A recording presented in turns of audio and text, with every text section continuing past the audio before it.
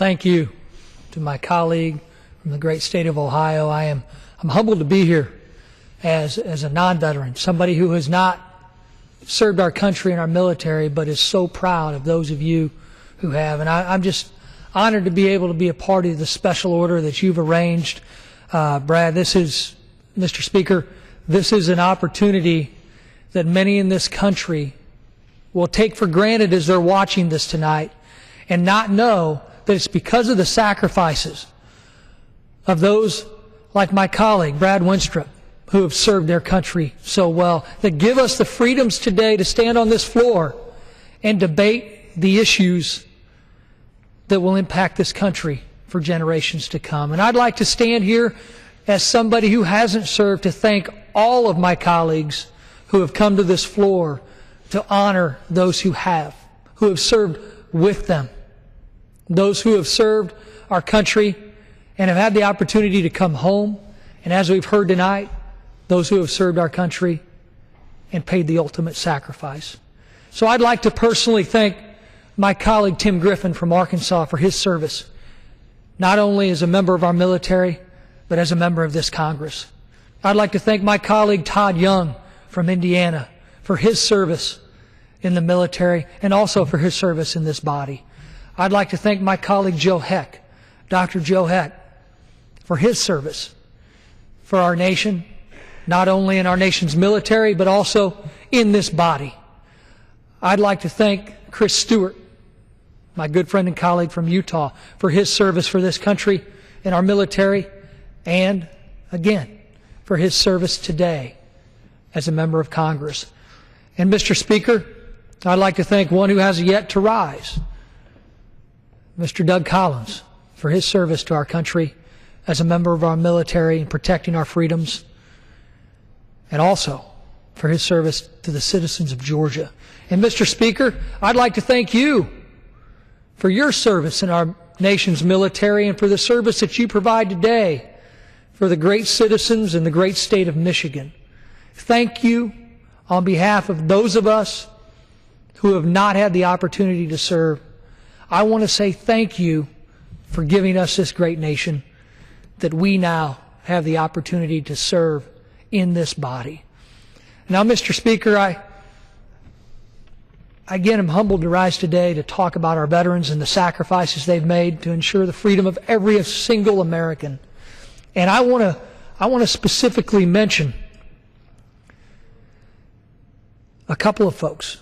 One is a good friend of mine who served our country in Vietnam, who came back injured and served my state, my great state of Illinois, as a member of the Illinois General Assembly.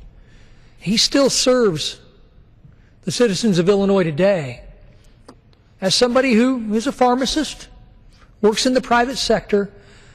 But my friend, Representative Ron Stevens from Greenville, Illinois, now spends his time, his spare time, raising money to help our wounded warriors.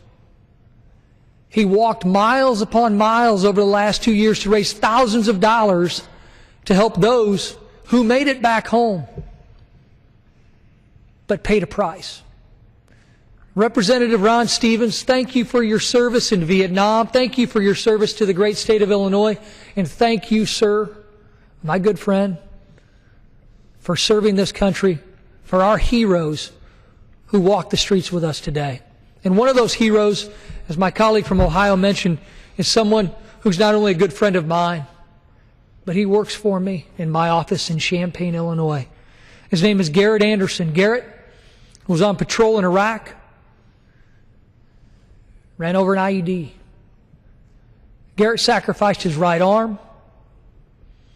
He sacrificed time away from his family, and he sacrificed the road to recovery for the freedoms that we enjoy and take for granted every day. Garrett now works with the veterans who are trying to access the benefits that they were promised.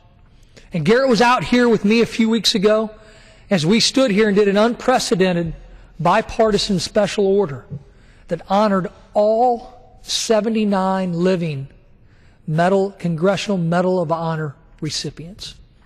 And we stood here with my colleague Tulsi Gabbard, who's also served her country and continues to serve our country today in this body. We stood there side by side making sure that we honored every single recipient. These are our heroes. And I was humbled to see men and women from both parties come here to honor those who have served our country and showed acts of heroism. But since that time, Mr. Speaker, we had someone else awarded, given the Congressional Medal of Honor. And I'd like to stand here today because he didn't have the opportunity to have his story told until now.